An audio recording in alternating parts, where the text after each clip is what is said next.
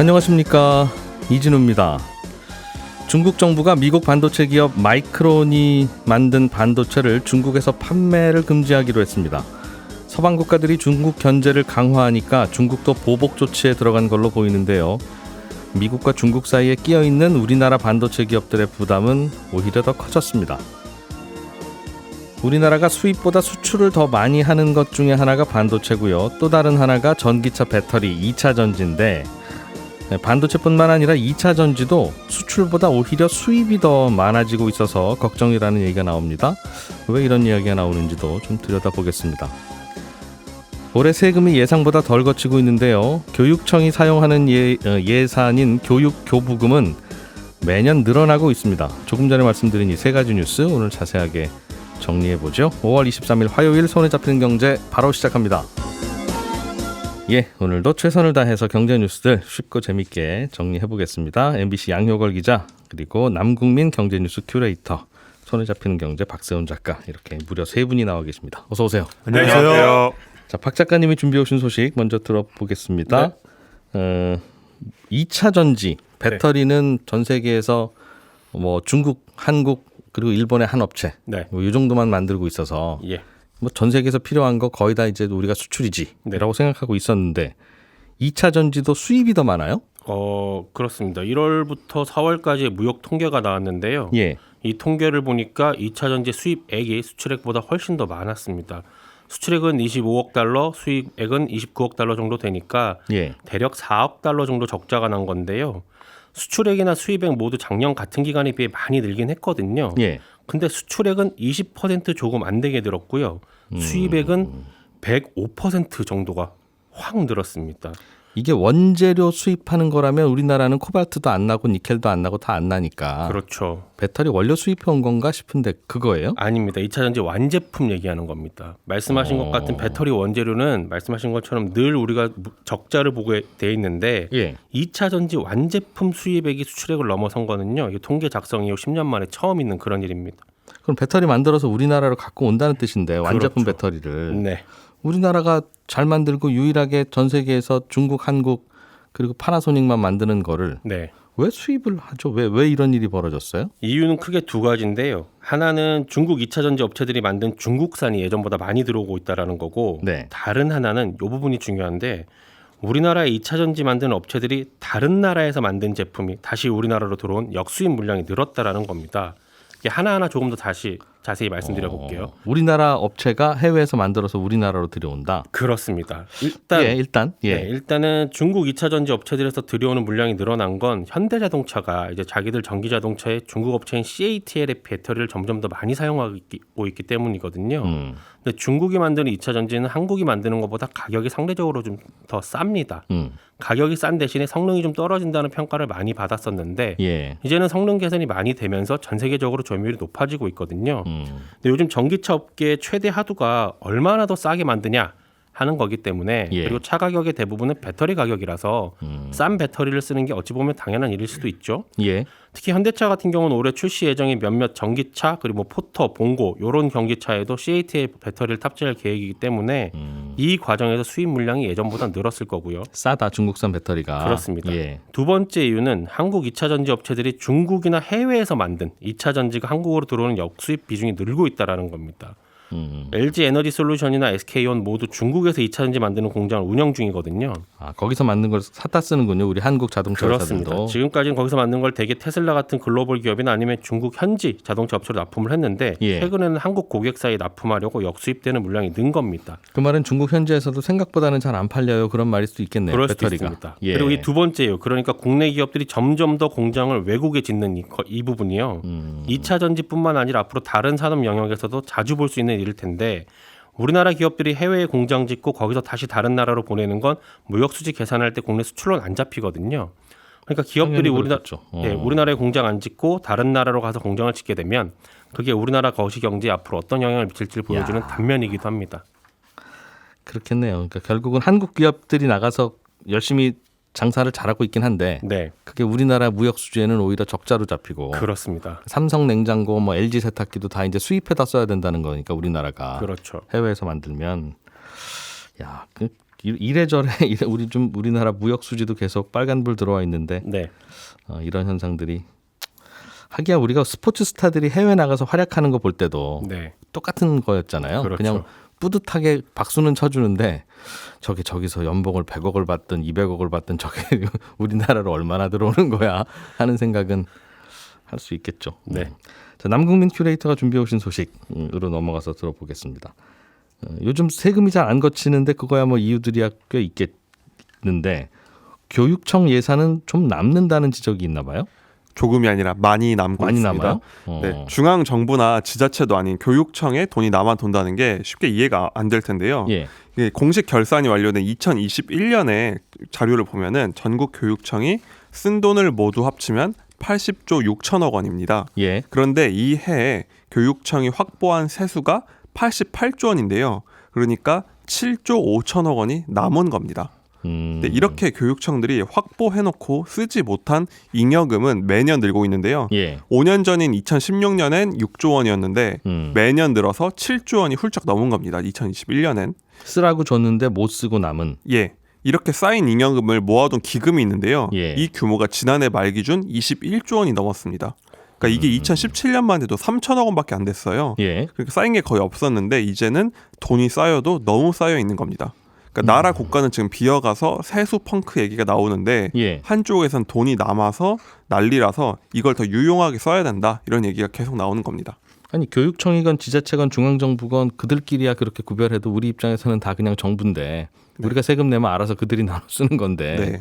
왜 어디는 그렇게 돈이 남아요? 어쩌다가? 이게 바로 중앙정부가 교육청에 보내는 지방교육 재정교부금 문제 때문인데요. 교육청은 세금을 거둘 수가 없잖아요. 그러니까 그렇죠. 예. 정부가 법적으로 내국세의 20.79% 그러니까 20%를 똑 떼어서 전국 교육청에 나눠줍니다. 그런데 내국세라는 게 사실 관세를 뺀 모든 세금이니까 거의 사실상 나라 세금의 5분의 1을 떼어서 나눠주고 있다 이렇게 볼 수 있는데요. 네. 지난 몇 년간은 기업들이 돈도 잘 벌고 부동산도 오르니까 세금이 워낙 잘 거쳤습니다. 그래서 세금 규모가 급증을 했는데요. 그걸 따라서 교육청이 받는 돈도 매우 빠르게 늘어난 겁니다. 그러니까 지난해 교육청이 받은 돈이 76조 원이었는데요. 이게 5년 전보다 70% 그러니까 31조 원 가량이 늘어난 겁니다. 다른 그 용도의 예산은 올해 뭐 어떤 거 써야 되는 겁니까 하고 해서 예산을 짜는데 네. 예를 들면 국방비는 올해는 뭐 탱크 몇 대나 더 사야 됩니까 뭐 이런 식으로 해서 짜는데 네. 교육 예산은 올해 뭐 학교 몇 명 지어요 뭐 학생들 얼마나 늡니까 물어보는 게 아니라 네. 그냥 나라로 들어오는 세금의 5분의 1을 뚝 잘라서 알아서 쓰세요 하고 계속 던지고 있는 거군요. 예, 맞습니다. 그러다 보니까 남을 수도 있고 남기도 한다. 그렇죠. 네. 그거 당연히 예산 짤 때는 얼마나 필요한지 알아보고 더 많이 필요하면 많이 드리고 좀 적게 필요하면 적게 드리고 하지 왜 다른 건 다 그렇게 하면서 교육 예산만 그냥 눈 감고 5분의 1 잘라서 던지고 하는 일을 이렇게 하고 있어요. 왜? 이 굉장히 특이한 제도인데요. 예. 이 법이 도입된 게 1972년입니다. 그러니까 50년도 더 된 법이에요. 그런데 당시에는 워낙 나라에 돈이 없던 시절이잖아요. 예. 그러니까 학교를 짓는데도 쓸 돈이 없는 겁니다. 그런데 미래를 위해서 우리가 교육엔 꼭 투자해야 한다 이렇게 생각을 해서 아예 이 교육비는 건들지 못하게 법으로 정한 겁니다. 예. 그러니까 어떤 집이 살림이 빠듯한데 그래도 우리 집이 자식 교육을 위해서 월급의 5분의 1은 무조건 교육비로 떼어놓자 이렇게 정한 거예요. 예. 그러니까 당시에는 빠듯한 나라 살림에도 교육을 지키려는 이제 고육지책이었던 겁니다. 또 결과적으로는 나라 경제가 성장하면서 교육에도 적당하게 투자할 수 있었던 좋은 선택이 된 거였는데요. 예. 문제는 지금 상황이 변했다는 겁니다. 그러니까 이제는 나라 살림이 굉장히 좋아졌는데 그때 비해선 학생은 급감하고 있습니다. 예. 그러니까 지난해 초중고등학교 학생 수가 586만 명이었는데요. 다 합쳐서 네, 이 다 초등학교 합쳐서. 1학년부터 고3까지. 네. 이게 2020년에 처음으로 600만 명 아래로 내려왔거든요. 근데 지금도 매년 10만 명 가까이 줄고 있어요. 근데 문제는 앞으로는 이 속도는 훨씬 빨라질 게 확실하다. 왜냐하면 예. 출생아 수가 줄어드니까요. 심지어 요즘은 서울 시내에 있는 학교들도 폐교를 할 정도로 학생이 줄고 있으니까요. 네. 요즘 태어나는 아이들 생각하면 뭐 한 300만도 안 되겠네요. 예, 그렇죠. 초등학교 1학년부터 고3 다 더해도. 요즘은 한 반에 10명 있는 게 흔한 풍경이 됐으니까요. 그런데 교육청에 내려가는 돈은 국가 경제가 발전하는 거에 따라서 커지는데 네. 정작 돈을 쓸 학생 수는 빠르게 줄어드니까 교육청에선 받은 돈도 다 못 쓰고 있는 겁니다. 그러니까 남는 세금은 잉여금으로 그대로 쌓여 있는 거고요. 이거 자꾸 쓸 때도 마땅치 않은데 뭐 쓸 때 차지만 없기야 하겠습니까마는. 그런데 돈이 갑자기 예상하지 못했던 돈이 툭툭 내려오고 그러면 이것도 받는 쪽에서도 골치겠네요. 집에 갖고 갈 수도 없고. 맞습니다. 이거 뭐 나눠서 가져가서 성과금으로 가져갈 수 있는 게 아니잖아요. 예. 회사처럼. 예. 그러니까 요즘에 학부모들 중에서 코로나 때 생각해 보면 자꾸 그 자녀가 집에서 학교에서 태블릿 PC 가져오는 경우들 경험하셨을 거예요. 물론 당시에 이제 재택으로 이제 학교를 다녀야 되니까 예. 그런 것도 있지만 이런 게 다 사실은 교부금이 굉장히 많이 남았던 코로나 전후에 있었던 일이라는 거죠. 또 학교에 갑자기 초대형 전자칠판이 생기거나 갑자기 학교 공사한다거나 이런 경우가 굉장히 많아지고 있을 겁니다. 그러니까 이런 게 야. 어떻게든 돈이 내려오니까 쓰려고 혈안인 거예요. 이게 학생 수는 앞으로도 줄어들 테지만 이제 노인들 숫자 늘어나니까 네. 그 노인들 먹여 살리기 위해서는 나라에서 세금을 더 거두려고 할 거 아니겠어요. 그쵸. 써야 되니까. 네, 그러니까 돈 버는 분들한테 세율을 어떻게든 높일 텐데 그러면 네. 세금은 더 들어올 텐데 네, 더 들어오는 거에 5분의 1이면 당연히 덩치가 그것도 또 커질 거고 그렇죠. 이거 계속 이런 식으로 교육 예산으로 보내는 게 맞느냐 하는 고민이 될 텐데 좀 제도 바꾸자는 얘기는 없어요? 그런 얘기가 여러 가지 아이디어들이 나오고 있는데요. 지금은 교육청에만 내려보내는 예산을 이제는 대학이나 유아 교육에 나눠 쓰자는 목소리가 많습니다. 그러니까 최근에 법이 바뀌어가지고 예. 대학에도 이런 교부금을 주는 고등교육 지원 특별회계라는 걸 새로 만들긴 했습니다. 그러니까 이제는 대학도 이걸 좀 나눠서 쓰자. 왜냐하면은 이제 학교에선 별로 쓸 일 없지 않냐 이렇게 된 건데요. 그동안에도 대학에도 나라가 재정 지원을 해줬잖아요. 그쵸. 그런 식으로 주로 사업비나 연구비 지원을 했는데 예. 고등교육 지원 특별회계라는 그러니까 마치 교육 교부금처럼 새로운 어떤 주머니 하나를 만들어 준 겁니다. 그때 예산으로 내려보내지 말고 대학에 이거를 조금씩 떼어 먹을 수 있는 5분의 1씩 그냥 자동으로 떨어져 나가는 교육 예산의 일부를 대학으로 좀 보내라 그럼. 예, 그런 아이디어가 나와서 실행이 되고 있는 거고요. 예. 우리나라 고등교육 즉 대학 이상 교육에 쓰는 학생당 교육비가 초중고등학교 학생에 쓰는 것보다 적습니다. 공교육비 관점으로 보면요. 예. 그러다 보니까 이제는 대학 교육에도 좀 투자하고 뭐 전 국민의 대부분이 대학을 가니까 요즘은 뛰어난 연구도 많이 만들어 보자 이런 아이디어가 나왔고요. 또 저출산 시대에 맞춰서 유아 교육에 투자하자는 제안도 있습니다. 그러니까 어린이집 같은 보육기관에도 예산 지원을 늘리는 건데요. 근데 그 돈에서 쓰자 이거죠? 예. 5분의 1씩 똑똑 떨어지는 그 예산에서. 맞습니다. 이제는 초중고생만 쓰던 거를 이제 유치원생도 좀 나눠 쓰자 어린이집에서도 한 건데 정부에서는 지금 유치원과 어린이집을 통합하는 유보 통합을 추진하고 있는데요. 예. 당연히 엄청나게 많은 예산이 필요합니다. 그래서 여기다가 교부금을 쓰면 어떻겠냐 이런 제안이 나온 겁니다. 그렇군요. 교육 예산이니까 대학이나 유치원에도 좀 씁시다라고 하는 명분이지만 네. 실제로는 어차피 이 교육 예산에서 안 꺼냈으면 어차피 다른 예산 만들었을 예산이니까 네. 그냥 다른 예산을 그러니까 교육 예산으로 나오는 걸 다른 예산으로 전용합시다. 예. 라는 얘기와 같네요. 예, 결국은. 그거 비슷한 경로인 거죠. 뭐 그러나 학생 수도 좀 줄어들고 그러면 그래도 교육 예산 쪽에 여유가 좀 남을 것 같으니 그렇게 하면 될 것도 같은데 반대하는 입장도 있나요? 있겠죠? 예, 굉장히 반대가 많습니다. 일단 반대하는 명분상으로는 학생 수가 줄어도 학생당 교육비 투자는 늘려야 된다는 반론이 있습니다. 그러니까 지금이야 세금이 남으니까 그렇다 쳐도 예. 혹시 세금이 줄어서 학생들의 교육의 질이 낮아질 수가 있으니까 미리미리 많이 투자를 해놓고 잉여금도 쌓아놔서 학생들에게 더 질 좋은 교육비를 해야 되는 교육을 제공하자는 겁니다. 또 인당 교육비가 늘면 그만큼 아이들이 더 좋은 교육을 받으니까 요즘 같은 시대에 경쟁력이 좋아질 수 있다. 공교육도 강화할 수 있다. 이런 입장인데요. 또 다른 면으로는 정치적인 문제도 있습니다. 결국 교부금을 두고 지금은 중등 교육, 즉 초중고를 대표하는 교육청만 독점하던 걸 예. 사정이 안 좋아진 대학과 또 원하수 감소로 수입이 주는 유아교육계가 나눠 가지는 문제거든요. 그렇게 나눠 갖자는 거죠. 예. 요즘은. 예. 그렇죠? 그런데 교육청은 선거를 통해서 뽑히는 곳이고 여러 이해관계가 굉장히 복잡하게 얽혀 있는 곳입니다. 또 예산 규모도 이미 굉장히 크고요.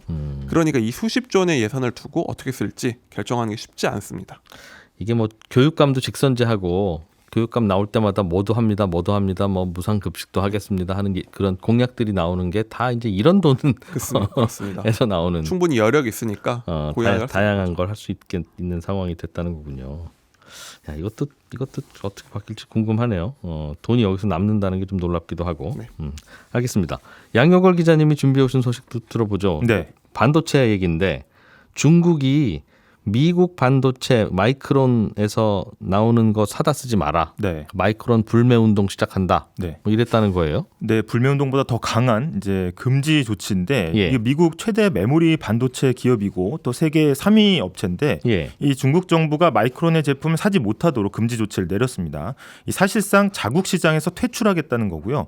이 중국이 미국 반도체 업체를 상대로 제재를 가한 게 사실 실질적인 제재는 이번이 처음입니다. 그래서 미국과 중국이 최근 뭐 수년간 일종의 무역 전쟁을 벌였음에도 불구하고 그동안 이제 상대 반도체 업체에 대해서 이렇게 직접적인 구매 금지를 취한 적은 없었거든요.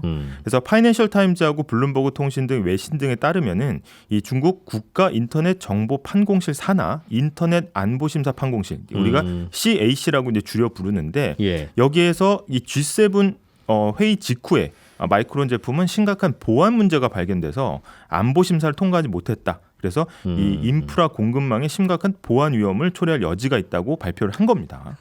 그러면서 이제 중국의 중요 국가 안보 시설 운영자들은 이 회사의 제품 구매를 중단해야 된다 이렇게 명령을 했습니다. 그렇군요. 마이크론 제품이라는 게 D램이죠, D램. 네, 노트북이나 컴퓨터 살 때 메모리 8메가, 16메가, 32메가 할 때 그 D램인데. 맞습니다. 이게 좀 문제인데 사실 이 제재를 발표하면서 정작 마이크론의 심각한 네트워크 보안 문제가 뭔지는 밝히질 않았거든요. 그래서 아까 말씀하신 대로 마이크론이 생산하는 대부분 D램, 그러니까 메모리 반도체는 예. 사실 어떤 특정 소프트웨어나 코드를 실행을 하는 게 아니라 대부분 저장용으로만 쓰이기 때문에 그럼 못이나 나사 같은 건데. 네. 이게 사이버 보안 위험이냐 통상적으로 그렇게 보지 않는데 이걸 뒤집어 보면 진짜 보안 위험이 발생했다기보다는 예. 지난해 10월에 미국이 중국에 대해서 반도체 수출 규제를 했던 것에 대한 보복 차원이다 이렇게 보고 있는 거고요. 미국도 걸핏하면 중국 거 갖다가 뭐 통신 장비 뭐 이런 거 금지하면서 네, 화웨이 사건도 있었고 이 친구들 자꾸 보안에 문제가 있다. 정보가 중국으로 흘러간다. 네, 이렇게 시비를 걸었으니까 네. 당신들도 똑같은 시비 한번 당해봐라는 얘기인가 봐요. 네, 맞습니다. 그래서 이 그 마이크론의 CEO가 이번에 G7 정상회의 기업 대표단 중 한 명으로 또 참석을 했었거든요. 그래서 네. G7 회의 직후에 이런 조치가 나왔다는 것은 아주 제재 시점까지 면밀하게 계산을 했다는 것으로 보이고요. 그러니까 마이크론을 겨냥했다는 것은 앞으로 퀄컴이라든지 인텔이나 이런 미국 반도체 업체에도 충분히 동일한 규제를 할 수 있다. 이런 예. 경고가 담겨 있다는 분석이 지배적입니다. 예전처럼 반도체 가격이 한 2년 전만 해도 반도체 없어서 못 샀었잖아요. 네. 계속 가격 올라가고.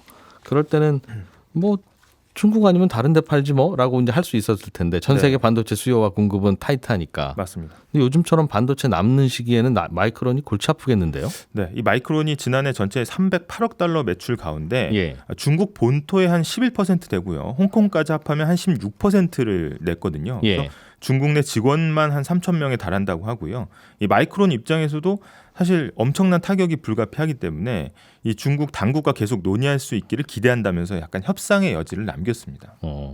그런데 말씀하신 이 D램, 뭐 낸드 이런 마이크론이 만드는 반도체 시장은 네, 삼성, 하이닉스, 마이크론 또 만들 수 있는 사람 손들어 하면 잘 없잖아요. 네, 맞습니다. 그러면 중국은 결국 삼성이랑 하이닉스에서 더 사야 되는 건데. 네.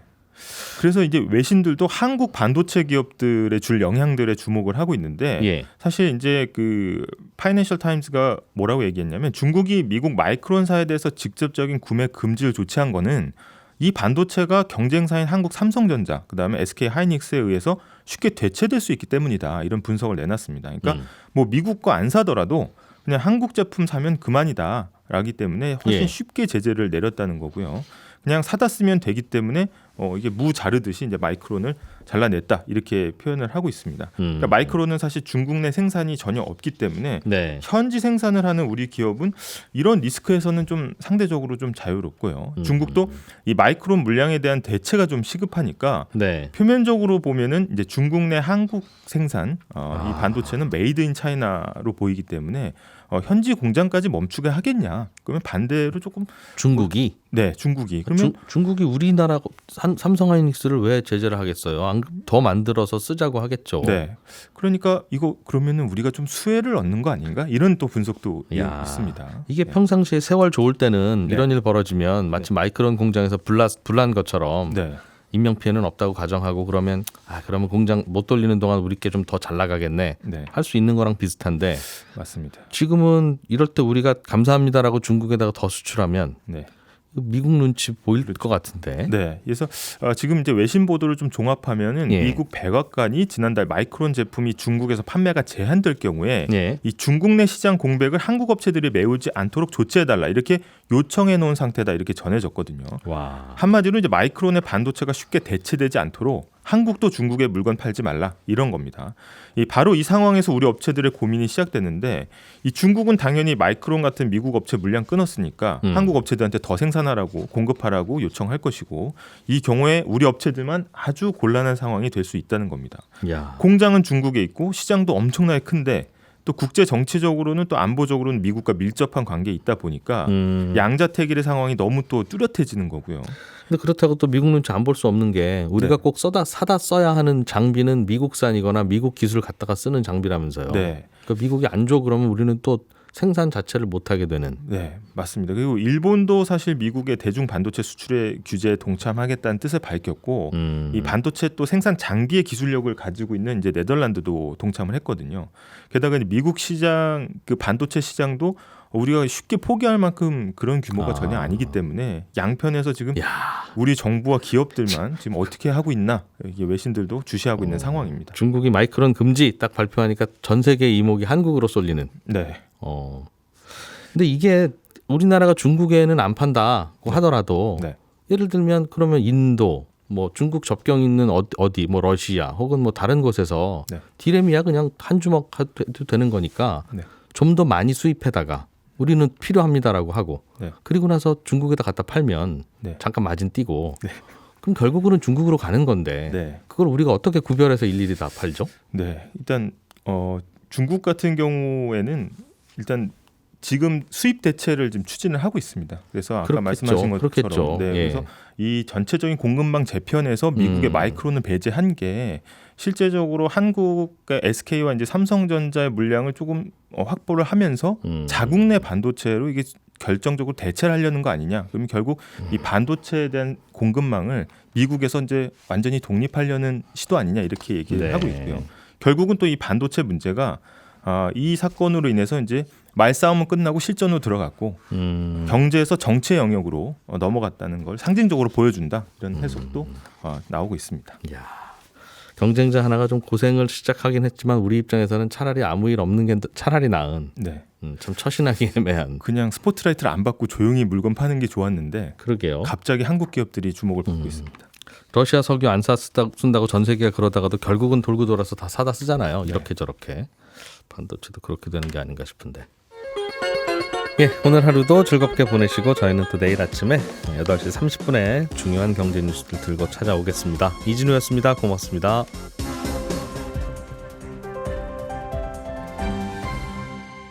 경제를 생각하는 사람들의 즐거운 습관. 이진우의 손에 잡히는 경제.